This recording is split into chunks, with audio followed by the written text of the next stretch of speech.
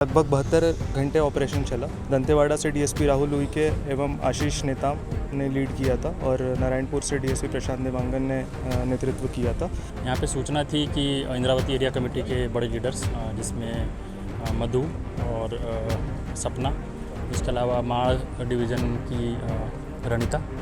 Tiffin बम जैसे उन्होंने ambush करने की कोशिश की थी तो उसका काउंटर एम्बुश किया गया। टिफ़िन बम, प्रेशर आईडी, वर्दी, हथियार। नक्सलियों की गहरी पकड़ रही होगी और अभी है कि नहीं पता नहीं। पुलिस की पकड़ भी अच्छी है। ठीक है। अबूझमाड़ इलाके में चलाए गए ऑपरेशन जल शक्ति में पुलिस को बड़ी कामयाबी मिली है। पुलिस ने 8 नक्सलियों को मार गिराया है। हालांकि अभी इनकी शिनाख्त नहीं हो पाई है। आप मेरे पीछे डेड बॉडीज़ और कुछ सामान देख रहे हैं। ये वही मारे गए नक्सली हैं जिनको ऑपरेशन जल शक्ति के तहत पुलिस ने मारा है। दंतेवाड़ा, जगदलपुर और नारायणपुर की पुलिस इस पूरे ऑपरेशन में शामिल थी। हालांकि सुरक्षा कारणों से ये नहीं बताया जा रहा है कि कितनी संख्या में जवान यहाँ पर इस ऑपरेशन में शामिल थे। अंदाज़ा लगाया जा रहा है कि 800 से 900 जवान इस पूरे ऑपरेशन में शामिल थे। इस पूरे ऑपरेशन में क्या कुछ हुआ, कितनी बार मुठभेड़ें हुए, इस पर हम बातचीत करेंगे। दंतेवाड़ा एसपी हमारे साथ हैं, गौरव राय जी। सर, कितनी बार मुठभेड़ हुई, क्या सफलता मिली है सर, डिटेल में?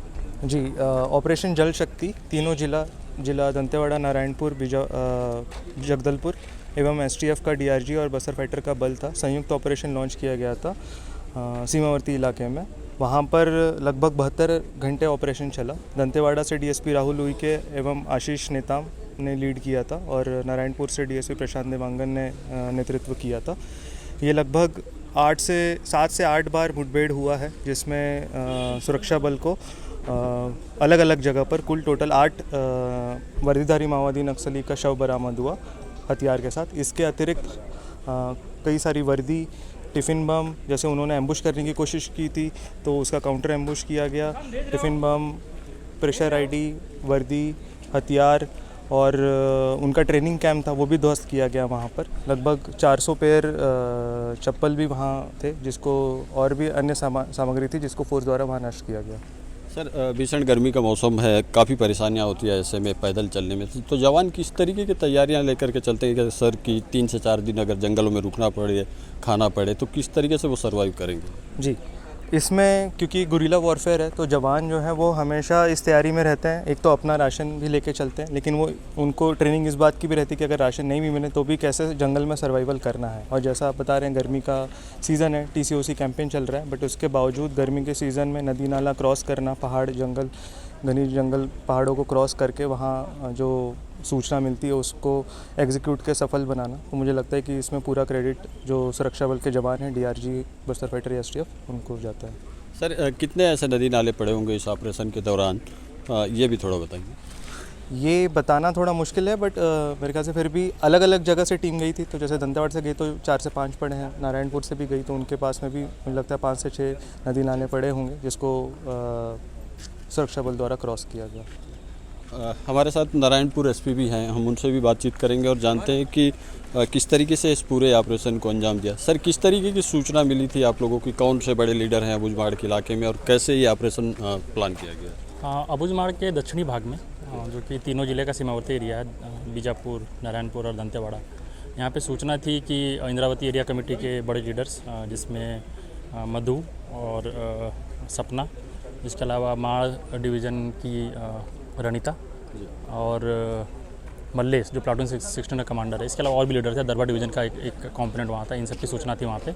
इनकी सूचना पे टीम्स अलग अलग जगह से निकली थी और घेराबंदी की है। 3 दिनों तक ऑपरेशन चला और रिजल्ट आपके सामने है। सर, पहले दिन आप लोगों ने 7 नक्सलियों को मारा, इन 7 की डेड बॉडी को रखना और रात बिताना, ये कितना बड़ा चैलेंज था उस इलाके में, जबकि वहाँ पर नक्सलियों की गहरी पकड़ है? नक्सलियों की गहरी पकड़ रही होगी और अभी है कि नहीं पता नहीं। पुलिस की पकड़ भी अच्छी है। ठीक है। पकड़ 2-4 चीज़ों पे होनी चाहिए। पकड़ लोगों पे, पकड़ गाँव वालों पे, पकड़ पहाड़, नदी नाले, प्रकृति पर, नेचर पे। तो ये मैं बताना चाहूँगा कि जो सुरक्षा बल अभी जिस तरह से इक्विप्ड है, जिस तरह से ट्रेंड है और जिस तरह से अपने आप को अडेप्ट किया है, इनकी पकड़ भी पूरे नेचर के साथ, उसके माहौल के साथ, सांस्कृतिक और प्राकृतिक दोनों माहौल के साथ अच्छी पकड़ बना के रखे हैं। तो उस प्राकृतिक और सांस्कृतिक चीज़ों को यूज़ करते हुए हम लोगों ने बहुत सुरक्षित तरीके से 3 दिन जंगल में बिताया और नक्सलियों के साथ लड़ा, उनको बड़ी हानि पहुंचाई और उनको बड़ी हानि पहुंचाई वो बड़ी बात नहीं है, गांव वालों का विश्वास जीता है। गांव वालों को पता चला है कि सरकार आएगी, पुलिस आएगी, उनका प्रेजेंस रहेगा और यहाँ पे विधि व्यवस्था आएगी। सर ये भी बड़ा चैलेंजिंग होता है कि ऑपरेशन के बाद आप सुरक्षित तरीके से जवान वापस आए, क्योंकि कभी कभार ऐसा भी देखा है हमने कि जवान ट्रैप हो जाते हैं वापसी के दौरान खासकर। तो इससे बचने के क्या उपाय करते हैं और कैसे वापसी में क्या दिशा निर्देश रहते हैं जवानों के?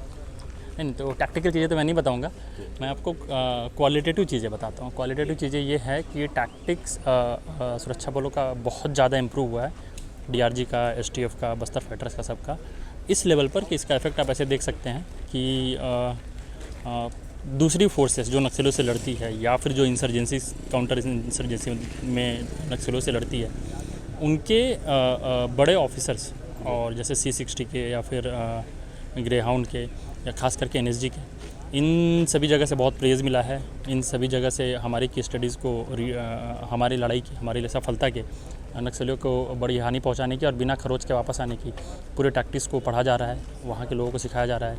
NSG की टीम्स भी छत्तीसगढ़ आई थी, आकर हमारे जो पिछले 7-8 ऑपरेशंस हुए हैं पिछले 2-3 महीने में, उसमें जिस तरह की सफलता मिली है उस पर केस स्टडी को देखा है और उसको अपने ट्रेनिंग एकेडमी में इम्प्लीमेंट भी किया। तो ये मैं ज़रूर बताऊंगा कि हमारे टैक्टिक्स को पूरे देश में माना जा रहा है। तो ये थे दंतेवाड़ा एसपी और नारायणपुर एसपी, जो ये बता रहे थे कि किस तरीके से इस पूरे ऑपरेशन को अंजाम दिया गया। और सुरक्षा कारणों से उन्होंने बहुत सारी चीज़ें नहीं बताई, लेकिन ये माना जा सकता है कि जिस तरीके से पुलिस को लगातार सफलताएं मिल रही है बस्तर के अलग अलग ज़िलों में, आने वाले दिनों में और भी बड़ी सफलताएँ मिलेंगी, ये कहना भी गलत नहीं होगा। वेद प्रकाश संगम, IBC 24, दंतेवाड़ा।